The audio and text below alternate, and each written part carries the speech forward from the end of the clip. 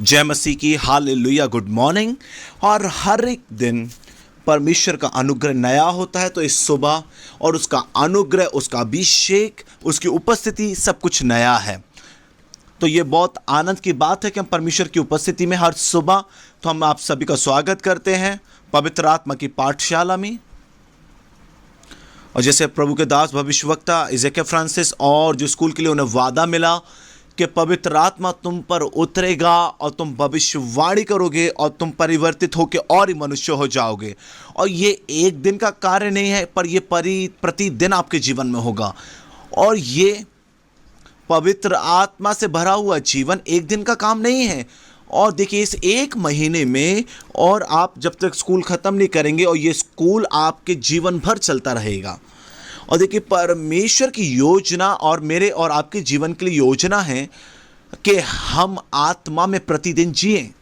और मैं जानता हूँ, और आज आप सब बहुत आशीषित थे। हमने गवाहियों को सुना काफ़ी, और लोगों के काफ़ी हमने फीडबैक्स को सुना, और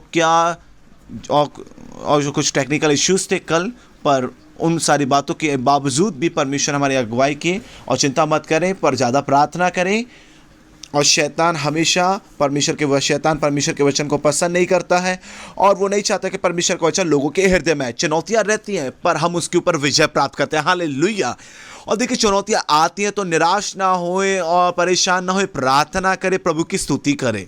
और देखिए, हमेशा और आत्मा से भरा हुआ एक व्यक्ति और साधारण व्यक्ति में हमेशा फ़र्क होता है। जब समस्या आती है तो साधारण व्यक्ति और वो शिकायत करता है और इधर उधर चिंता में लग जाता है, पर जो आत्मा से भरा हुआ व्यक्ति है वो स्तुति करता है। और देखिए, जब इजरायली लोग जब मिस्र से बाहर आए, जब छोटी सी समस्या आती थी तो वो चिड़चिड़ाने लगते थे और शिकायत करते थे, और वो पत्थर तक उठा लिए उन्होंने मूसा को मारने के लिए। वो अंत को नहीं देख रहे थे, पर वो बस परिस्थितियों में जी रहे थे।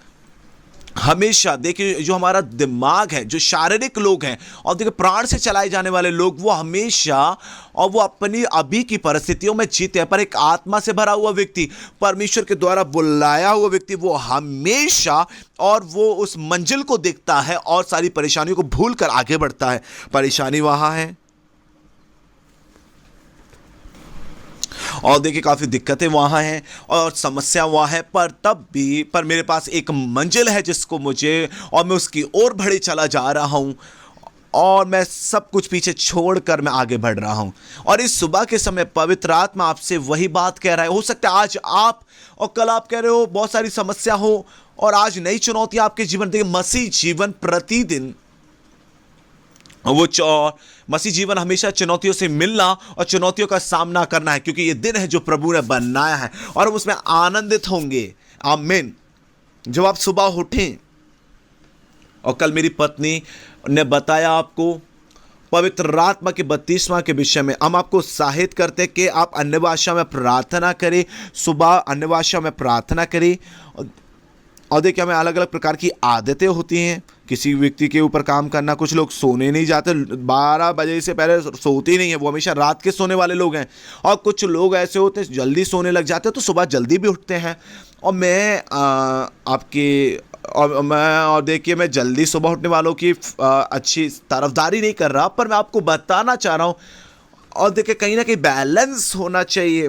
और देखिए, हम सुबह रात 11 बजे से तक हम सोने, जिससे कि हम सुबह जल्दी उठ पाए, कि जिससे कि सुबह का, और देख बाइबल कहती है, और प्रभु के कई जन जब हम वचन में देखते हैं, वो सुबह भोर को उठकर प्रार्थना करते थे। और इसलिए मैं आपको उत्साहित करना चाहता हूं कि सुबह जल्दी उठे, अन्य भाषा में प्रार्थना करें, और अपनी आत्मा में आनंदित हों, और फिर सेशन में आए।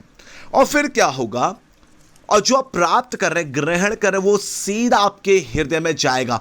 और ये सारी बातें हम बराका सेवकाई में सीखेंगे। प्रभु के दास, मेरा बराका सेवकाई में बहुत जवान था तब मैं आया था, जब मैं 16 वर्ष का था। और जो भी कुछ प्रभु के दास भविष्यवक्ता ने कहा, वो सब मेरी आत्मा में गहराई से चला गया। और वो हमेशा कहते थे, अन्य भाषा में प्रार्थना करो और सुनो। और देखिए, हम जब प्रचार करते तो आप अन्य भाषा में प्रार्थना करके सुनेंगे तो क्या होगा। और 25 साल पहले जो इज़ेकिय्याह ने जो प्रचार किया था, वो अभी तक आप मेरे अंदर में एक तरोताज़ा और एक नई उन्नति को उत्पन्न करता है। और पर वो क्या होता है, वो मेरी आत्मा में गहराई से चला जाता है जब हम आत्मा में प्रार्थना करते हैं। क्योंकि आत्मिक चीज़ें जो हैं और वो मन में नहीं समझी जा सकती। और देखिए आत्मिक व्यक्ति से, और देखिए आत्मिक चीजों से ही जुड़ता है, और पवित्र आत्मा अपने वचनों को आत्मा में रखता है, और उसी लिए और आपको अपनी आत्मा को क्रिया में लाना पड़ेगा। वही रहस्य है। और जब ये रहस्य आप सीख जाएंगे तो आपका मसीह जीवन ऊंचे स्तर में जाएगा, और जो भी कुछ आप बाइबल में पढ़ते हैं और वो आपके हृदय में, गहराई में और आत्मा में जाएगा। और जब कहीं जरूरत होगी तो पवित्र आत्मा उस वचन, आत्मा की उस तलवार को लेकर उस शैतान के कार्य को नाश कर देगा आपके लिए। और इसलिए मैं आपको उत्साहित करना चाहता हूं, आप प्रार्थना करें अन्य भाषा में। अगर आप अभी भी अन्य भाषा में प्रार्थना नहीं कर पाते तो आप किसी भी समय बोल सकते हैं, और अपेक्षा करें और वचन को पढ़ें और पवित्र आत्मा से प्रार्थना करें। उससे कहें, आपके घर में कोई आत्मा से भरे हुए व्यक्ति हैं, परिवार के कोई सदस्य, आप उनसे कहें वो आपके ऊपर हाथ रख के आपके लिए प्रार्थना करें। हर एक अभिषेक व्यक्ति दूसरे लोगों की अगुवाई कर सकता है अभिषेक में, और यह सबसे बड़ी आशीष है जो परमेश्वर ने मुझे और आपको दी है। अगर आप प्रभु के जन हैं, अगर आप आत्मा से भरे हैं, तो मैं आपको बताना चाहता हूं, आपके पास एक वरदान है कि दूसरे लोगों की आप अगुवाई कर सके। और सबसे बड़ी सेवा जो आपने अब तक की होगी वो लोगों को अगुवाई करना पवित्र आत्मा में। इसलिए चुनौती के रूप में ले, और आपको बस एक अपने अंदर जुनून रखना है कि मैंने अपने जीवन भर लोगों को, अपने पूरे जीवन में मैंने बहुत सारे लोगों को क्या करना है कि मुझे आत्मा में उनकी अगुवाई करनी। और इसलिए मुझे बहुत अच्छा लगता है, मैंने इन बातों को सीखा है हमारे स्कूल में भी। जब हम जो कैंपस में हम जो करते थे 100% हम देखिए 99%, और देखिए 120 लोग आते थे, 500 लोग आते थे, तो 500 लोग ही आत्मा से भर जाते थे क्यों? हम विश्वास करते थे। और देखिए 120 पूरे भर गए, और वही आपके लिए भी, और आप भरे जा सकते हैं। और बाइबल कहती है मैं अपनी आत्मा को ढेलूंगा हर एक के ऊपर।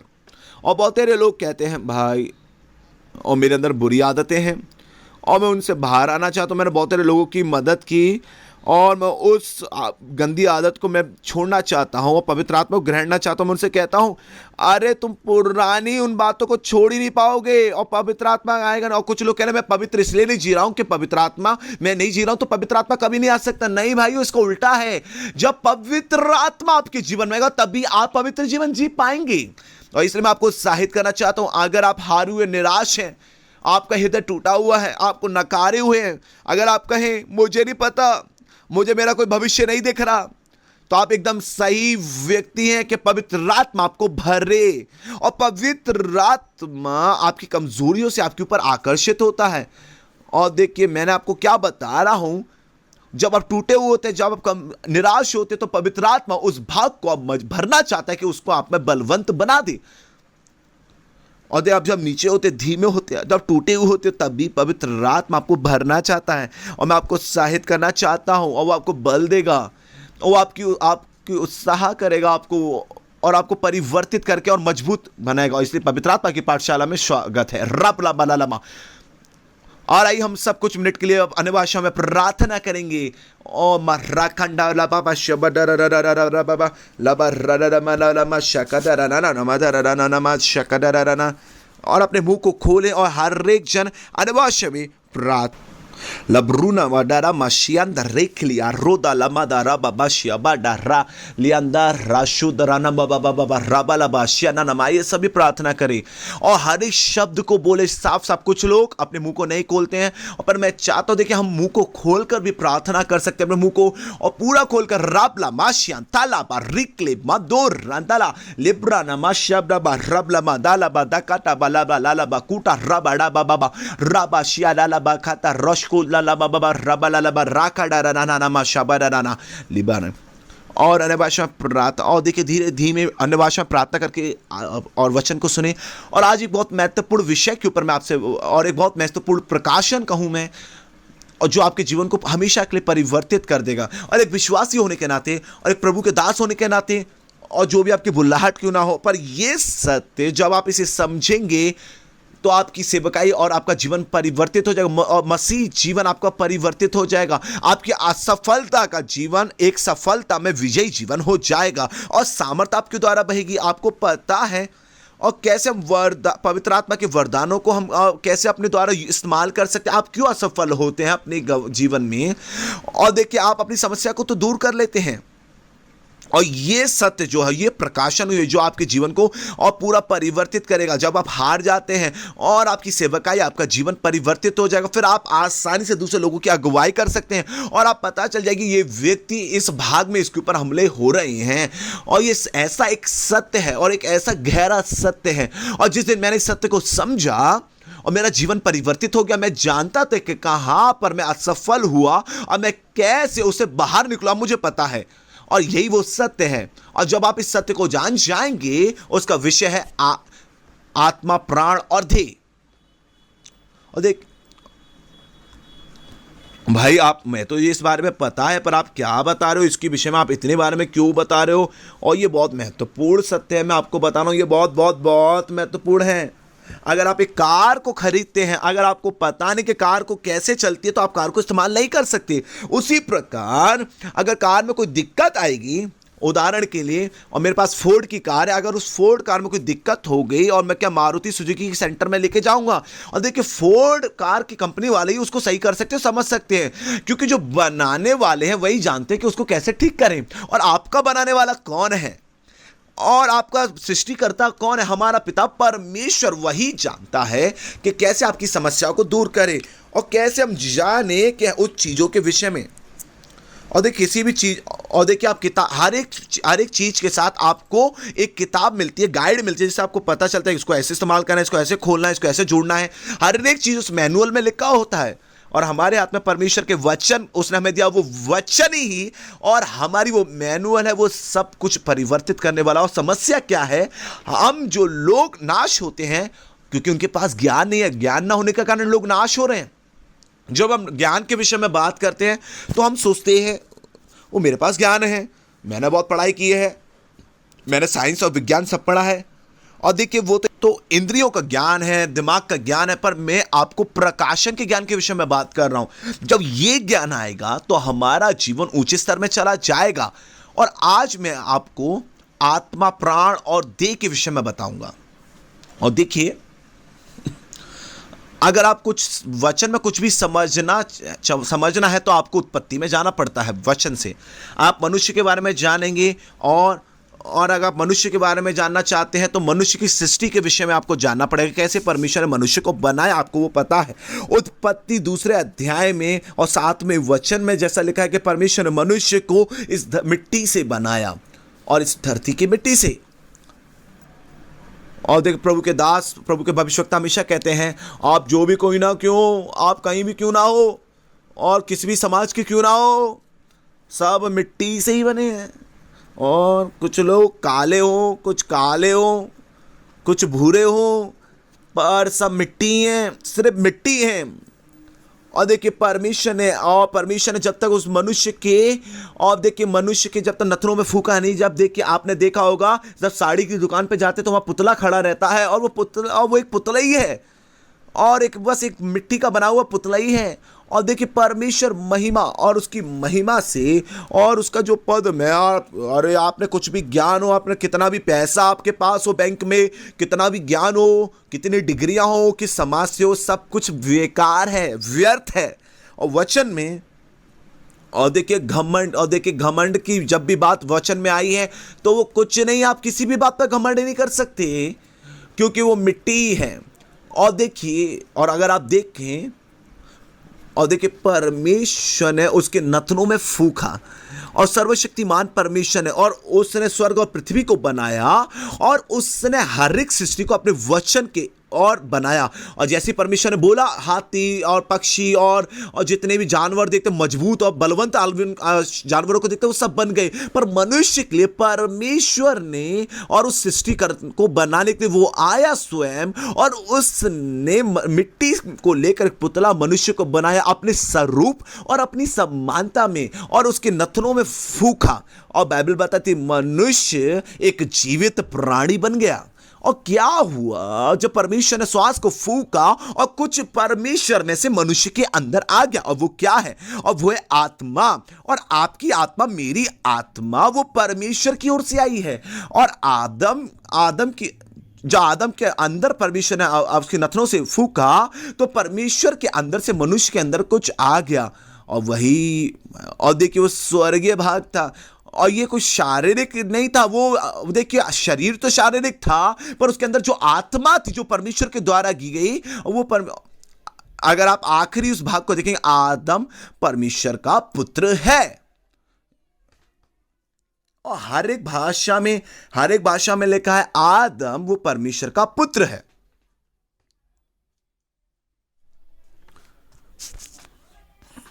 और देखिए, और ये सच में और परमेश्वर का पुत्र है।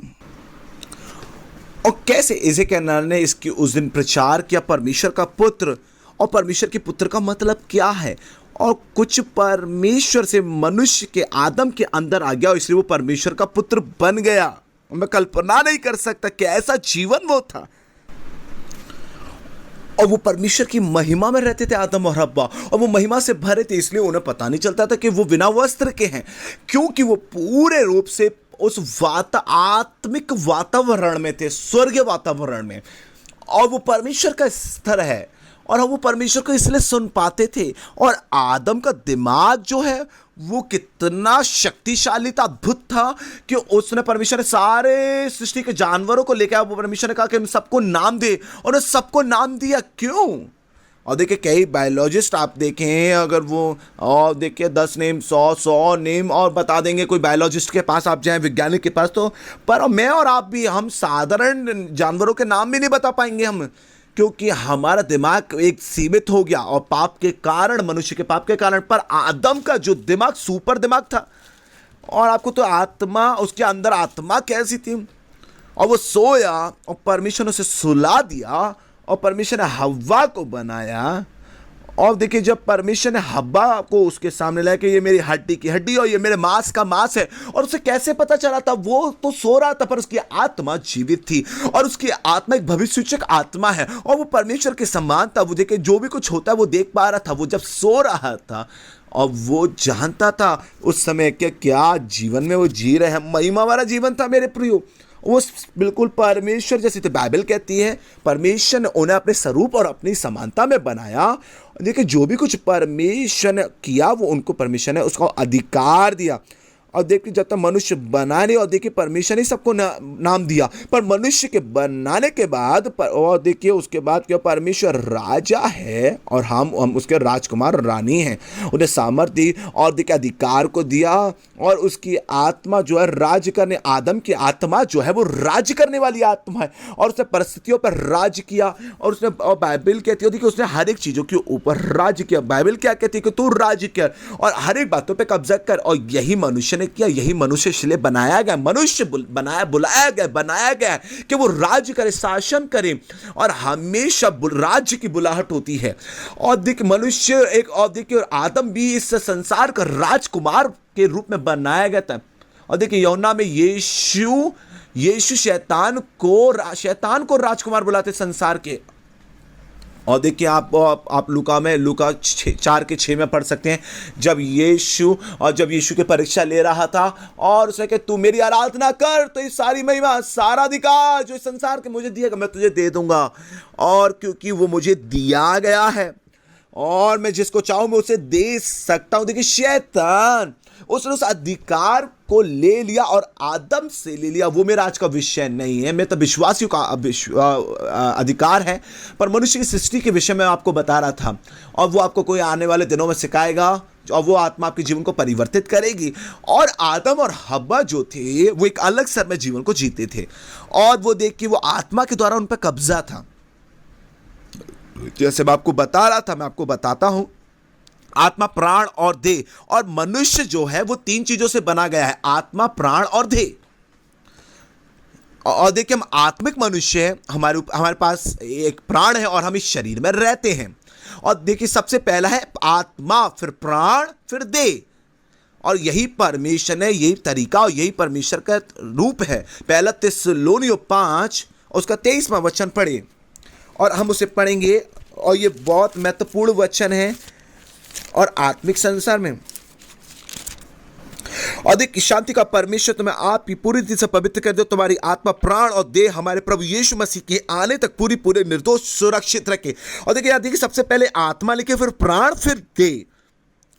और आदम वाटिका में हम वापस आते हैं, और आदम जो था और वो आत्मा में चलता था, और आदम हव्वा भी आत्मा में चलती थी, इसीलिए उन्हें पता नहीं थी, और उन्हें पता नहीं था कि उनके अपने के वो बिना वस्त्र के हैं। और हमारी आत्मा जो है वो परमेश्वर की सचेतता में, आत्मिक सचेतता में रहती है, वही आत्मा है। और प्राण जो है और वो खुद के सचेतता में रहता है, मैं ऐसा हूं, मैं ऐसा हूं, मैं ये हूं, और वो अपना मतलब अपने प्राण की बातें देख। और शरीर जो देह वो इस संसार की सचेतता में रहता है, और हम बुलाए गए हैं कि हम आत्मा की सचेतता में रहें, और वही एक असली मनुष्य है। और हम उस भाग के ऊपर आते हैं, क्या हुआ और अदन की वाटिका में क्या हुआ। और उससे पहले मैं आपको बताना चाहता हूं, और अब हम 100% आदम जैसे नहीं हैं, और परमेश्वर ने हमें परिवर्तित किया, हम नया जन्म पाए, उद्धार हुआ है, सब कुछ हुआ है, क्योंकि हमें सत्य नहीं पता है, तो हम और सत्य में जी नहीं पा रहे उस परिपूर्णता में। इसलिए मैं आपको आज बताना चाहता हूं, जब आप इस सत्य को जानेंगे तो आपका जीवन हमेशा के लिए बदल जाएगा, और आप अपने आप को एक अलग रूप से देखेंगे, और आप आत्मा में जब जिएंगे आप जान जाएंगे, ओ अब मेरा मन मेरे ऊपर कब्जा करने की कोशिश था, ओ अब मेरी देह मेरे ऊपर कब्जा। तो आप समझ जाएंगे समस्या कहाँ हो रही है, और आप समझ जाएंगे जड़ कहाँ पर है समस्या की। और देखिए हम जिस हमारी पृष्ठभूमि जो हम यहाँ से जन्मे वो है आत्मा। और देखिए पौलुस कहता है मैं एक आत्मिक मनुष्य हूँ, और मेरे पास एक प्राण है, और मैं शरीर में रहता हूँ। और मैं चाहता हूं आप मेरे पीछे बोले, और सभी बोलिए मैं एक आत्मिक मनुष्य हूं, और मेरे पास एक प्राण है, और मैं शरीर में रहता हूं। सभी बोले मेरे पीछे, और मैं एक आत्मा हूं, मेरे पास प्राण है, और मैं शरीर में रहता हूं। देखिए आप और मैं जो है हम आत्मिक व्यक्ति हैं, और ये आत्मा जो है वो सर्वदा के लिए जीवित रहेगी। और देखिए हमारी उम्र, और देखिए वो इस संसार के सूट के हिसाब से है। कितने साल जिएंगे अगर आपसे मैं पूछूं तो कुछ लोग कहेंगे अरे भाई, और देखिए मनुष्य की उम्र क्या है। मैं अपने स्कूल में भी कई बार विद्यार्थियों से पूछता हूं, और वो कहते मूसा के द्वारा कहा गया है। और देखिए वही मूसा जो है वो 120 साल रहा, और स्वर्ग में मैं जाऊंगा। अरे तुमने 70-80 कह दिया था, तो लोग 70-80 पे ही बांधे रहते हैं, और वो जल्दी मरना चाहते हैं। पर मैं आपको बताना चाहता हूं, पर वो 100 से ज्यादा साल के, देखिए परमेश्वर के लोग, दुनिया के लोग तो 100 साल से ज्यादा जी रहे हैं। हमें ज्यादा जीना है। आप अभिषेक है, आपके ऊपर बुलाहट है, और आपके ऊपर एक बड़ा एक अभिषेक है, आपको बहुत कुछ करना है, आपको ज्यादा जीना है। और देखिए मैं तुम्हारे दिनों को बढ़ाना चाहता हूं कि तुम ज्यादा जियो, और परमेश्वर की इच्छा और मेरे और आपके लिए यह है कि हम ज्यादा जीवन जिए। और देखिए लंबी आयु परमेश्वर की इच्छा है हमारे लिए, इसको आप ले लें कभी भी आप। और देखिए कभी आत्महत्या की बातें और दुष्टात्मा की बातों को आने ना दे अपने खत्म पे, आपको खत्म करने के लिए। और देखिए मैं नहीं जीना चाहता, ये शैतान की ओर से हमेशा। और आइए हम वापस आते हैं, हमारी आत्मा, हमारा प्राण और हमारी देह, और ये तीनों जो हैं और तीनों महत्वपूर्ण हैं। हम आत्मिक मनुष्य हैं, हमारी आत्मा जो वो परमेश्वर से जुड़ी रहती है। हमारा प्राण, उसमें 3 भाग हैं। वो 3 भाग क्या है? मन, भावना और इच्छा। आप लिख लीजिए। और आपके प्राण में 3 भाग होते हैं, मन, और आप योजना बनाते हैं, आप निर्णय लेते हैं अपने सारे विषयों को, आप भाषा जानते हैं, आप गणित जानते हैं, और कुछ लोगों को विज्ञान पता है, कुछ लोगों को गणित पसंद नहीं है, किसी को विज्ञान पसंद है, और देखिए और कुछ लोग सब कुछ रचनापूर्वक है, सब कुछ आपके मन में है। मन में कल्पना वहाँ पर है, मन के अंदर, और बहुत ही सारी चीज़ें। और अगला है भावना। और जो भावना जो है, आपको रोना, आपका हंसना, और सब प्रकार का आपका चिंता, दुख, और कई बार आपको अकेला कई महसूस होता है, कई बार आपको भावना में बह जाते, वो आपके प्राण का भाग है। और आखिरी जो है उसका तीसरा भाग वो इच्छा। और इच्छा जो है और निर्णय लेने वाला भाग, और आप यहां निर्णय लेते हैं, और परमेश्वर ने मनुष्य को बनाया एक खुद की चुनने की इच्छा के अनुसार, और वो अपने आप चुन सकता है और वो कुछ भी निर्णय अपने आप ले सकता है। परमेश्वर ने मुझे और आपको एक आज्ञाकर्ता वाली आत्मा के साथ नहीं बनाया, और इसलिए वो अपने उद्धार को लोगों को जबरदस्ती नहीं लेकर आता। अगर आप चाहते तो आप कर सकते हैं, आप नहीं आना चाहते। इजरायलियों से परमेश्वर ने कहा, और मैं श्राप और आशीष तुम्हारे सामने रखता हूं और तुम इनमें से चुन लो। और देखिए, जीवन और मृत्यु तुम्हारे सामने, तुम चुनो। और देखिए, चुनना जो है और आपका चुनाव जो है वो आपके हाथ में और मेरे हाथ में है। और मैं इसलिए बताना चाहता हूं, इच्छा जो है बहुत महत्वपूर्ण है मनुष्य के जीवन में। और इसके पीछे बात आदम वाटिका में हम वापस आएंगे, क्योंकि मैं बताना चाहता हूं कि मनुष्य के पाप में गिरने से क्या हुआ। जब आप इस बात को जानेंगे तब आप जान पाएंगे तो और कि आपके उद्धार में भी क्या हुआ। जब आप इस सत्य को जानेंगे तो आपकी आत्मा, प्राण और देह इस ये विषय को, और ये आपके लिए हकीकत बन जाएगा, जीवित हो जाएगा, और आप चौंक जाएंगे, वाह ये मेरे जीवन में हो गया। ओ, अब मैं अपने जीवन को ऐसे जी सकता हूं। आपको एकदम साफ रूप से सफाई मिल जाएगी मसीह जीवन में, और आप समझ जाएंगे कि आप असफल हो रहे हैं तो कहां पे समस्या है। और अब हमें नहीं पता, मुझे नहीं पता, मैंने प्रार्थना और उपवास बहुत किया पर अभी भी मैं शैतान के ऊपर विजय नहीं प्राप्त कर पा रहा, और मैं प्रभु की आवाज को सुनना चाहता हूं पर मैं नहीं सुन पा रहा। और कुछ कहते हैं मैं चिन्ह चमत्कार और पवित्र आत्मा के वरदानों में बहना चाहता हूं पर नहीं कर पा रहा हूं। और कुछ कहते हैं मैं शरीर पर कब्जा करना चाहता हूं पर वो मेरे खिलाफ खड़ी होती है। और मैं बहुत सारे लोगों को देखता हूं, वो अपनी भावनाओं को नियंत्रण नहीं ले पाते, और कुछ लोग वो चुनते हैं और उनका चुनाव जो है वो दिक्कत है, और हमेशा उसके आज जवाब मिल जाएगा आपको। ठीक है, तो यहां हम क्या देख रहे हैं, और परमेश्वर ने आदम और हव्वा से कहा, और एक वचन, अगर तुम इस फल को खाओगे, और बुद्धि और ज्ञान के इस फल को अगर तुम इसे खाओगे, आपको वो कहानी पता है। और देखिए, उत्पत्ति 3 अध्याय तक आदम और हव्वा जो थे, और उन्होंने बस 2 ही आवाजों को सुना। और 2 आवाज कैसे कहूं, और आदम ने हव्वा की आवाज को सुना, हव्वा की आवाज एक और आवाज थी, वो थी परमेश्वर की आवाज। बस यही आवाज थी। आप समझ रहे हैं आप मेरी बात को साफ रूप से।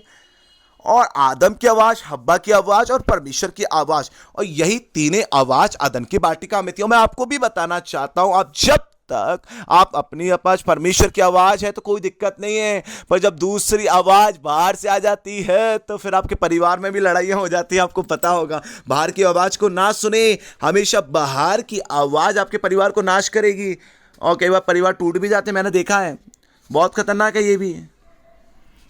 और 3 ही आवाज होनी चाहिए कि आदम और हव्वा का कैसा जीवन था। कोई भी उनके ससुराल वालों की चिंता नहीं है, कोई कुछ नहीं है, बस शैतान आ गया, बस समझ लीजिए अदन वाटिका में शैतान आ गया बस। और हर दिन परमेश्वर के साथ दोनों चलते थे, परमेश्वर से बातें करते थे। और मैं हमेशा लोगों से पूछता हूँ, आदम की और हव्वा की उम्र क्या थी? लोग कहते थे और 900 कुछ कहते हैं, और 900 कुछ है। मैंने बोला, और आदम को जब बनाया, और जब वो कितने साल का था, और उसने पहला जन्मदिन नहीं बनाया होगा, और उसका कोई बचपन की यादें भी नहीं थी, और वो तो मनुष्य के रूप में उसे बनाया गया। वो एक अलग विषय है, मैं आपको बताना चाहता हूं। देखिए, परमेश्वर के लिए अदन वाटिका में कोई उम्र नहीं थी, मुझे नहीं पता कितने साल जिए होंगे वो। और जिस दिन वो पाप आया और शैतान आया, उत्पत्ति 3 अध्याय वो आया, और वो उस बात को ग्रहण नहीं कर पाए कि वो परमेश्वर की स्वरूप सामर्थ्य में, और आप परमेश्वर जैसा बनना चाहते। देखिए, परमेश्वर ने उसकी योजना को खत्म किया, और इस सच में एक उत्साह करने वाली बात है कि परमेश्वर उसको ज़्यादा जलन में रखना चाहता था, परमेश्वर उसको ज़्यादा सताना चाहता था, इसलिए परमेश्वर ने आपको, मुझे बनाया। और देखिए, क्योंकि वो नहीं, अब जब वो हमें, मुझे और आपको परमेश्वर के स्वरूप समानता में दिखेगा, हर एक परमेश्वर का बच्चा शैतान को बहुत गुस्सा दिला देता है, और वो बहुत जब आपको देखता है तो आप वो गुस्सा हो जाता है, क्योंकि वो आप परमेश्वर के जैसे बने हैं। और ये आप नहीं चाहते थे, पर परमेश्वर ने आपको ऐसे बनाया, परमेश्वर की योजना ऐसी थी आपके लिए, और परमेश्वर यही तो चाहता है, और परमेश्वर चाहता है कि आप उसमें हमेशा जीवन को व्यतीत करें। और शैतान आया, शैतान ने हव्वा से बातें की, और आपको वो कहानी भी पता होगी। और उत्पत्ति 3 देखेंगे, और हव्वा का पहला से था, और उसने वही कहा जो परमेश्वर ने कहा हव्वा ने। पर जो वृक्ष वाटिका के बीच में है और उसके फल के विषय में परमेश्वर ने कहा है कि ना तो तुम उसे खाना और ना उसे छूना, नहीं तो तुम मर जाओगे। हाँ, और हब्बा ने पहला जवाब तो यही दिया। और तुम अगर इसे खाओगे, देख शैतान और वो वचन को इस्तेमाल करता है घुमाने के लिए, लोगों को भरमाने के लिए। और उसने बोला कि सब परमेश्वर ने सबको नहीं, और तुम बस जो बगीचे के बीच में उसको छूना भी मत, वरना तुम मर जाओगे। और देखिए हब्बा बहुत अच्छी थी, और मैं सराहना करता हूँ, वो आत्मा में खड़ी थी और आत्मा में चल रही थी, और उसने वही कहा जो और सही जवाब दिया शैतान को, जो परमेश्वर ने कहा। पर अगले वरन उस फल को खाओगे तो तुम उसी दिन और देखिए ऊपर शैतान जो है तो वो परमेश्वर की एक अलग स्वरूप दे रहा था, और वो एक अलग प्रकार का परमेश्वर का। और देखिए फिर उसने बोला, और मैं आपको बताना चाहता हूँ, आप में से बहुत सारे लोग जो दूसरे लोगों के साथ बातचीत है वो रुक जानी चाहिए। यहाँ परमेश्वर चाहता है अगर आप ज़्यादा करेंगे तो आप जानते हैं कि मुझे नहीं करना चाहिए, मुझे इस लिमिट को क्रॉस नहीं करना चाहिए। और देखिए हो सकता है वो आपके खुद व्यक्तिगत बातें हों, क्यों आप असफल हुए, क्यों आप पाप में गिरे, आप जानते हैं। और देखिए जिस दिन आपने उस लाइन को क्रॉस कर दिया था, और पवित्र आत्मा ने आपसे कहा भी था कि आपने क्रॉस कर दिया, ये जो बातचीत है और ये तीसरे चैप्टर के साथ, तीसरे वचन के साथ खत्म हो जाता, पर उसने उससे वो आगे बढ़ गया। फिर क्या हुआ, वरन तुम परमेश्वर के, और परमेश्वर जानता है कि जब दिन तुम इस फल को खाओगे तो तुम्हारी आंखें खुल जाएंगे, और देखिए उसने शैतान के झूठ को ग्रहण कर लिया। और क्या हुआ, और तुरंत उसने कहा ये तो अच्छा है, और ये तो आंखों में देखकर मनोभावना है।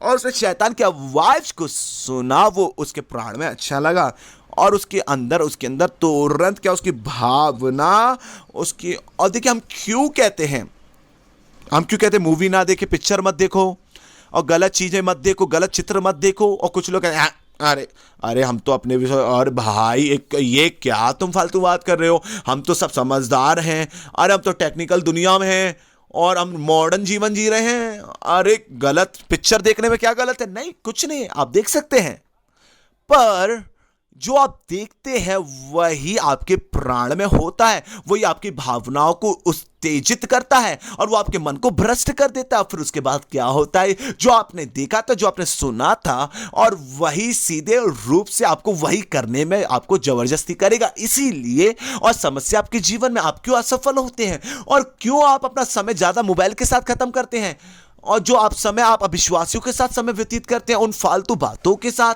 और देखिए जो लोगों के साथ आप बातचीत करते हैं उससे आपका प्रभाव पड़ता है आपके जीवन में। और क्या हुआ, और हब्बा ने उसकी आवाज को सुना, सब खत्म हुआ उसके बाद। और मैं आपको बता रहा हूं, सब कुछ जो भी शैतान, मेरी शुरुआत के दिनों में मसीह जीवन में जब मैं छोटा था तो लोग कहते थे कि शैतान मुझे डरा देता है, और मैं हमेशा कहता था, और मैं पेंटिकॉस्टल कलीसिया में बड़ा हुआ, और मैंने सोचा एक सफ़ेद और काले कपड़े पहन के हुआ होगा, और बड़े और मैंने देखा था जब बच्चे और काला कलर लगा के, काले कपड़े, 2 सींग होंगे, ऐसे करके आएगा। मैं ऐसा सोचता था शैतान को बचपन, पर शैतान ऐसे नहीं आया। और कैसे हम आएगा, वो हमला कैसे करता, आएगा और पकड़ लेगा गर्दन को और ले आएगा खींच के, मैं ऐसी कल्पना करता था। और देखिए पहला शैतान का हमला इस प्रकार नहीं था, पहला शैतान का जो हमला था वो आपकी बातचीत के द्वारा, और आपका सबसे बड़ा जो, और देखिए मनुष्य पूरा शैतान के हाथ में चले गए उस एक कारण से। और शैतान ने बोला, हब्बा ने सुना, और मैं चाहता हूं आप मेरे पीछे बोलें और लिख लीजिए, बहुत महत्वपूर्ण है। शैतान ने बोला, हब्बा ने सुना, और सब खत्म हो गया। और यही बस, और वो देखिए वचन शब्द जो वो बहुत महत्वपूर्ण है, और यही हुआ मनुष्य के पाप में गिरने के कारण। और देखिए जिस दिन हब्बा ने सुना और उस आज्ञा को सुन लिया, उस फल को खाया, और वास्तविकता में क्या हुआ, आत्मिक स्तर से हब्बा और साधारण स्तर में आ गई। और यही यीशु ने उनसे कहा, और तुम सच में मर जाओगे। और मृत्यु का मतलब जो है, और देखिए मृत्यु की परिभाषा क्या है, और देखिए वो एक अलग करना है, और परिस्थिति से अलग करना, और उस वातावरण से अलग करना। आप यहां पर है, वहां से आप अलग किए जा रहे हैं। अगर कोई मर रहा है और देखिए इस वातावरण से यहाँ से चले जाते हैं, वो उसको हम मृत्यु कहते हैं। और मृत्यु क्या है? और आत्मिक स्तर में तो वो जी रहे थे और उस पाप के कारण क्या वो आत्मा के उस स्तर से गिर गए और वो प्राण के स्तर में आ गए और शारीरिक और साधारण रूप में आ गए वो। और अब क्या हुआ? और फिर जो बातचीत थी, और परमेश्वर आत्मिक स्तर में कार्य करता था। और देखिए जब तक वो आत्मिक स्तर में थे तो वो परमेश्वर की सुरक्षा में थे, और पर अब वो आत्मा में नहीं है और वो आत्मा से गिर गए। और अब क्या हो गया? अब आत्मा मर गई। और अब तक वो जानते थे परमेश्वर के विषय, परमेश्वर की सचेतता और परमेश्वर की महिमा के विषय में जानते, पर जिस दिन पर जब वो दूसरी दुनिया में गिर गए, पर अब वह महिमा नहीं है। और वो अपने आप को बिना वस्त्र के, और वो अपने आप को शर्म महसूस करने लगे। और सोचिए उस विषय में। और वो गए, और अब उनका जीवन परमेश्वर के द्वारा अगुवाई का जीवन नहीं। अब वो सोच रहे हैं क्या करना चाहिए। अब हम कपड़े बनाए। कपड़े कैसे बनाए? कुछ पत्तों को ले लो और पत्तों से वस्त्र बना लो। और अब क्या करना है? और जाओ जाके छुप जाओ। अब देखो निर्णय लेना जो है वो परमेश्वर के द्वारा प्रभाव नहीं था, वो मन के द्वारा प्रभाव था, और वो प्राण के द्वारा और शरीर के द्वारा। और कल्पना करिए ये वो जीवन था, एक व्यक्ति जो नया जन्म नहीं पाया वो जी रहा है। तो क्या हुआ? उनका जीवन जो है वो मन से, भावना से और शरीर से चल रहा है, आत्मा नहीं है, आत्मा नहीं है। और अगले अध्याय में आप देखिए आदम के पुत्र केन और हाबिल में क्या हुआ? हाबिल ने क्या किया? और हाबिल की जो भेंट थी परमेश्वर ने ग्रहण कर ली, पर केन की जो थी और उसको परमेश्वर ने ग्रहण नहीं किया, तो केन ने गुस्सा आ गया। और गुस्सा कैसे आया उस समय? मैं एक और बात बताता हूं। और जिस तरीके से उस दिन फल को खाया, उनका नया जन्म हो गया, उनका शैतान के राज्य में। आप समझिए उस समय तक वो परमेश्वर के राज्य में थे, पर जिस दिन उन आदम और हव्वा ने फल को खा लिया, उन्होंने शैतान की आज्ञा को मान लिया और वो शैतान के राज्य में आ गए। और उससे पहले वो परमेश्वर का स्वभाव था उनके अंदर और वो परमेश्वर के स्वरूप में कार्य करते थे। और उसके बाद क्या हुआ? वो शैतान का स्वभाव अंदर आ गया, इसलिए केन को गुस्सा आ गया और वो जलन आ गया अपने भाई के विरोध, और उसे पत्थर को लिया और अपने भाई को मार डाला। आपको पता है। और उसने अपने, और शैतान ने नहीं मारा, उसने खुद मारा। और बाइबल बताती है, और पहला यूहन्ना 1:3-12 कहता है केन और देखो दुष्ट का, उस दुष्ट में होके, और वो दुष्ट खाता इसलिए उसने हाबिल को मारा। को देखिए उसमें वो हत्या करने की आत्मा और गुस्से की आत्मा और जलन की आत्मा उसने केन को भर दिया। और अब वो जो है वो शैतान के राज्य में है और वो परमेश्वर के राज्य से परमेश्वर के राज्य में आ गया। और इसी कारण ऐसा हुआ। और इसीलिए बाइबल कहती है रोमियो 5:12 में, और एक मनुष्य के द्वारा पाप और मृत्यु पूरे संसार में राज्य करने लगी, और मृत्यु आ गई, पाप खा गया। और देखिए केन जो था कोई साधारण व्यक्ति नहीं था। अगर आप नया जन्म पाए हुए विश्वासी नहीं, अगर आपने मसीह यीशु को अपने उद्धारकर्ता के रूप में ग्रहण नहीं किया है, अगर आपके पास नए जन्म का अनुभव नहीं है, तो मैं आपको बताना चाहता हूं, तो आप पूरा दुष्टात्मा के कब्जे में हैं। यीशु ने कहा, और यीशु ने यहूदियों से कहा, और यहूदी लोग हमेशा कहते अब्राहम हमारा पिता है, मूसा ने हमें आज्ञा दी, व्यवस्था दी। और यीशु ने क्या यूहन्ना 8:44 में क्या कहा? और तुम अपने पिता शैतान के हो। और वो शुरुआत से ही हत्यारा है। यहूदी लोग कहने लगे, यहूदियों से उसने कहा तुम अपने पिता शैतान के हो, आदन की वाटिका में। और जिस दिन उन्होंने पाप किया और वो शैतान के बच्चे बन गए। आप समझ रहे हैं ना मेरी बात को? असली जो मनुष्य का पाप में गिरना था और जिस पे प्रभाव पड़ा मनुष्य जीवन में, मनुष्य की उस पीढ़ी में, सब कुछ पर, और आत्मिक स्तर से हम जो साधारण रूप में आ गए और इस प्राण के स्तर में, और इसलिए पूरा संसार वो दुष्ट के हाथ में है और दुष्ट के उस कब्जे में हम मनुष्य। और मनुष्य अब कारण दे के जीता है और अपने दिमाग को इस्तेमाल करता है और अपने दिमाग को वो इस्तेमाल करता है, और जो भी उन्हें अच्छा लगता है वही करता है मनुष्य। और देखिए, इसीलिए वो समझ नहीं पाते आत्मा की चीजों को, क्योंकि उन्हें महसूस कहा अरे क्या ये लोग हैं। और देखिए, वो ये सोचते हैं जो विज्ञान कहता है वो सबसे महत्वपूर्ण है, वो बड़ा है। अरे वो परमेश्वर के द्वारा बनाया गया, जो भी उन्हें नियम मिले वो पहले से वहां थे, और परमेश्वर ने उन्हें वो ज्ञान दिया। और देखिए, कुछ नया नहीं हुआ। देखिए, परमेश्वर ने सब कुछ बनाया। और देखिए क्या हुआ, वो सिद्धांत थे परमेश्वर के दिए हुए सिद्धांत, बस वैज्ञानिकों ने उसको पता लगा लिया। पर देखिए शैतान, और देखिए उसने मनुष्य को वो साधारण स्तर में लेकर आ गया।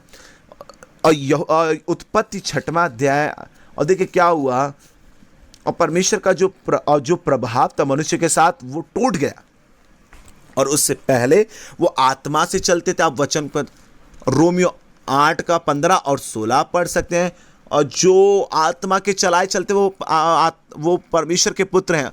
और देखिए आदम परमेश्वर के आत्मा और परमेश्वर के द्वारा चलता था, उसका आत्मा कार्य करता था, इसलिए वो, पर अब क्या हुआ, वो रिश्ता टूट गया। अब क्या हुआ, अब वो परमेश्वर के द्वारा नहीं चल रहे हैं, वो अपने मन से चल रहे हैं, और अपनी भावना से और अपने खुद के निर्णय लेने से चल रहे हैं, अपने शरीर से, अपनी लालसाओं से, और जो भी उन्हें पसंद है वही वो करते हैं। और उत्पत्ति 6 का 5 पढ़ें आप। उत्पत्ति 6 का 5। और अब पाप में गिरने के बाद मनुष्य का क्या हुआ, यहोवा ने देखा कि मनुष्य की बुराई पृथ्वी पर बढ़ गई है, और उनके मन के विचार में जो कुछ उत्पन्न होता है वह निरंतर बुराई होता है। कल्पना करिए इसका, परमेश्वर ने मनुष्य को बनाया और उनके जो विचार थे वो लगातार बुरे ही उत्पन्न हो रहे हैं। और क्या हो, तो परमेश्वर क्या करना चाहता, परमेश्वर इस पृथ्वी को नाश करना चाहता है। और तो 6 का 3 जब आप पढ़ेंगे उत्पत्ति, परमेश्वर, तब यहोवा ने कहा मेरा आत्मा मनुष्य से सदा लो विवाद करता ना रहेगा, सदा विवाद करता ना रहे, क्योंकि मनुष्य भी शरीर ही है, और उसकी आयु 120 उम्र होगी। और देखिए आज परमेश्वर मनुष्य को और उनको नियंत्रण करना चाहता है, पर वो पूरा परमेश्वर से अलग हो गए। परमेश्वर क्या करे, परमेश्वर ने कहा और क्यों मैं मनुष्य के साथ मैं क्यों 900 साल तक वो करूं, और इसलिए मैं उनकी जीवन आयु 120 तक कर दूं, और इसलिए 120 लिखा है। कल्पना करिए, और मनुष्य के विचार लगातार बुरा है। उसका कारण क्या था, क्योंकि वो आत्मिक स्तर से, और देखिए वो प्राण के साधारण स्तर में गिर गए, और शैतान जो बोलता है, और शैतान उनके मन को इस्तेमाल कर रहा है, और उनकी भावनाओं को इस्तेमाल कर रहा है, और उनके शरीर को इस्तेमाल कर रहा है। और आज और पूरे संसार को आप देखें, और किस किस प्रकार के लोग पाप कर रहे हैं, कल्पना से बाहर हैं। और देखिए बच्चों की गंदी पिक्चर बनाना, सेक्स रोबोट। और सिस्टर बेनेटा आपको बहुत सारी चीजें आने वाले दिनों में बताएंगे। आप सुनेंगे क्या संसार क्या है, संसार कहां जा रहा है। जब आप सुनेंगे कल्पना नहीं कर सकते, इतनी भ्रष्ट मनुष्य जातियां हो रही हैं, उत्पन्न हो गई हैं, और वो उनके शैतान उनके मन को इस्तेमाल कर रहा है, और जो उनका मन कहता है वही मनुष्य कर रहा है, और वही जो अच्छा लगता है, प्रसन्न होते वही करते, यही मनुष्य हो गया है। पर मैं आपको बताना चाहता हूं, और यहूदा 19, और वहां देखें यहूदा 19वां वचन, और देखिए बाहर के लोग, आप विश्वासी लोग, और देखिए यहूदा 19 का, और देखिए वहां लिखा है ये वे हैं जो फूट डालते हैं या शारीरिक लोग हैं जिनमें आत्मा नहीं है। यहूदा 1 का 19वां वचन। और मन के द्वारा कब्जा किए लोग, वो देखते हैं, वो उन्हें पसंद है, जो वो खाते हैं वही, जो उनकी इच्छा है वही करते हैं, वही है, और वही एक इंद्रियों से चलाया जाने वाला व्यक्ति है, और वो फूट लाते हैं, और ये लोग फूट भी डालते हैं। और ये वो लोग हैं जो हमेशा, और उनके अंदर आत्मा नहीं है, वो शारीरिक लोग हैं। और देख के वो एक भ्रष्ट एक पीढ़ी है। मैं जब ऐसा कहता हूं तो मैं क्यों कहता हूं, जब भी आप समझ पाएंगे कि क्या हुआ उद्धार में, जब मैं आपको ये सब क्यों बता रहा हूं, तभी आप समझ पाएंगे कि आपकी आत्मा प्राण और देह में क्या हुआ। जब आप ये पता होगा तो आपका जीवन एक ऊंचे स्तर में जाएगा। मैं आपको बताना चाहता हूं, ये सत्य जो है, आप इस सत्य को आप पकड़ लेंगे तो ये सत्य आपका जीवन सर्वदा के लिए बदल देगा।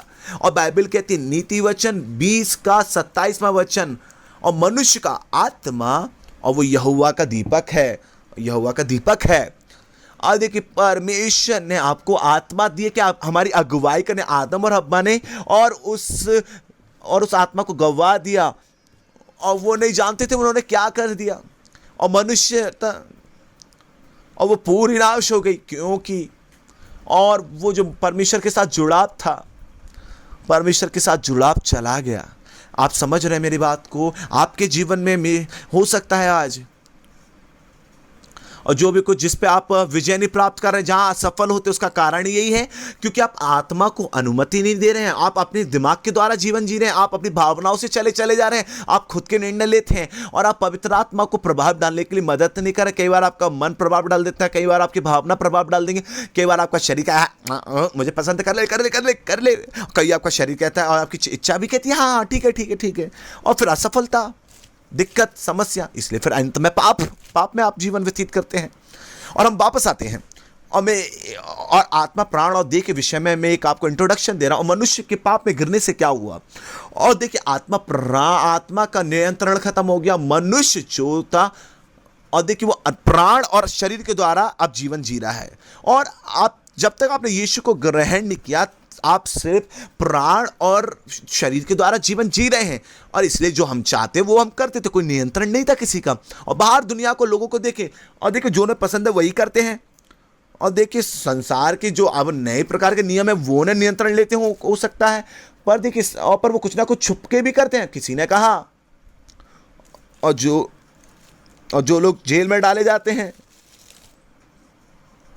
हाँ, और जिन लोगों ने कुछ गलत काम किया, और जब उनकी बातें सबके सामने आई तो वो जेल में पड़े हैं। और जिनने कुछ गलत काम किया और किसी को पता नहीं है तो चुपचाप, वो कुछ नहीं है, कोई दिक्कत नहीं है, हर कोई सिद्ध नहीं है, सब परमेश्वर की महिमा से वर्चित हुए, सब परमेश्वर की महिमा से दूर है। और उद्धार से पहले क्या हुआ हमारे जीवन में मेरे प्रियो, और हमारे मन में क्या हुआ, जो हमारे मन से क्या क्या चीजें आई, वो हम शर्मनाक बातें होंगी, आप जानते हैं। और इसलिए मैं हमेशा कहता हूं,